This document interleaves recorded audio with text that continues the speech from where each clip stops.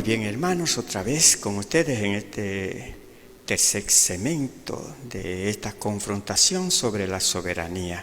Yo me pregunto, ¿y hay quien no quiera la soberanía nacional? Yo hago esa pregunta porque ciertamente aparecerían dos tipos de personas que se oponen a la soberanía de los pueblos. Y estos dos tipos de personas serían aquellos apátridas. No le importa su patria, la traicionan, la atentan contra ella, buscan la manera de sacar provechos y beneficios de todas las estructuras que están determinadas. Y bueno, en estos días se ha discutido mucho sobre los paraísos fiscales, digamos así, de la denuncia de aquellas evasiones de impuestos. Pues miren, a eso le llamaríamos apátrida. Uno que no tiene conciencia de su patria y no le importa afectar los intereses de su patria. Y por eso no le interesa lo que es la soberanía.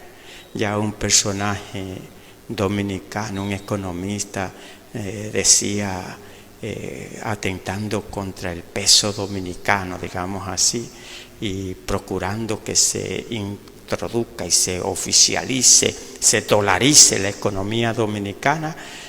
Al ver la oposición, decía esta persona, con soberanía nadie come. Bueno, tampoco los dólares se comen. Los dólares y el peso son instrumentos para uno adquirir los bienes que necesitan. Pero ya usted ve, hay personas que afectan, que no le importa la soberanía.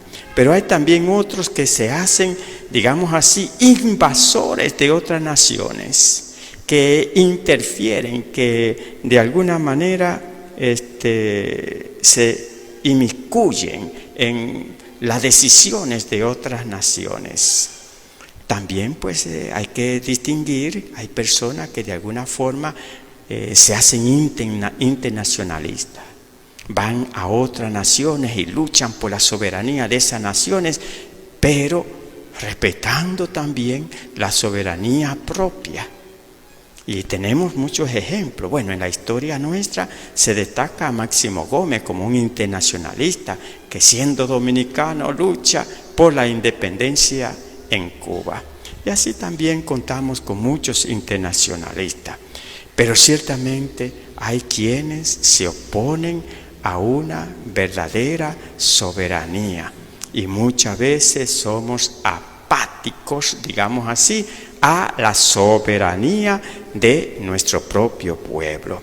Ahora el pueblo tiene que aprender a ejercer su soberanía popular. Debe de aprender. Por desgracia, desde que se confrontaron, se aisló, se echó a un lado, como vimos en el resumen histórico, lo que es la soberanía popular para defender la soberanía nacional. Se estableció entonces en la sociedad, y me permiten buscar un material por acá, se estableció entonces en la sociedad un esquema. Está más o menos dibujado así prontamente, ¿verdad? Ahí se ve bien, mi hermano. Un esquema que podrías ilustrarnos un poco. Fíjense lo que hay, esas rayas que hay en el medio. Vas a simbolizar lo que nosotros llamaríamos barra de poder. Se estableció una barra de poder. Y encima de esa barra de poder, que debiera ser el poder popular, por eso la barra se para. Y el poder popular debería entonces ponerse en gráfica circular, es decir, con la participación de todos. Pero ustedes verían cómo esa barra de poder se pone por encima de la barra de poder, la P, que simboliza el poder político, la E, que le va a hablar del poder económico, la M, que le habla del poder militar, y la R, que le señala el poder religioso. Son 4 poderes que se ponen en una soberanía elitista y oligárquica entre los pueblos, se imponen por encima del verdadero soberano, que es el pueblo. Pero ese pueblo lo manejan política, económica, militarmente y hasta religiosamente. Bueno, de hecho, se ha hablado, se conspira y se habla tanto de la religión, que nosotros que somos religiosos, de alguna manera debiéramos de cuestionarnos, porque el poder religioso que sustentamos debería en cierto modo ejercerse para servir al pueblo y con participación de ese pueblo. Por eso el Vaticano II nos habla de una democracia participativa. Ese pueblo manipulado, como hemos propuesto en la gráfica, tiene cierto principio de manipulación, podríamos decir. El primero, se le mantiene ignorante. Un pueblo inculto es doblegable. Segundo, se le inculcan complejos y miedos mediante guerra psicológica, sobre todo guerra psicológica. Yo podría hacer referencia un poco al tratamiento que se le ha hecho a la pandemia, cómo se ha asustado al pueblo. Tercero, se le ilusiona con la idea de adquirir fácilmente riqueza. El sueño americano, la gallina que pone huevo de oro.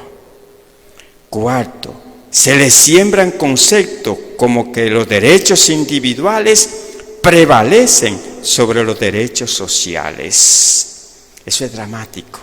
Y hasta nosotros desde la religión defendemos ese postulado que es tan degradante, que inspira un proceso de acaparamiento terrible.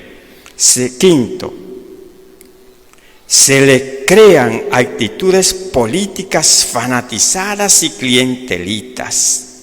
Sexto, se le engaña con proyectos suntuosos y falsas informaciones sobre los servicios básicos y fundamentales para los que se establecen ministros y funcionarios.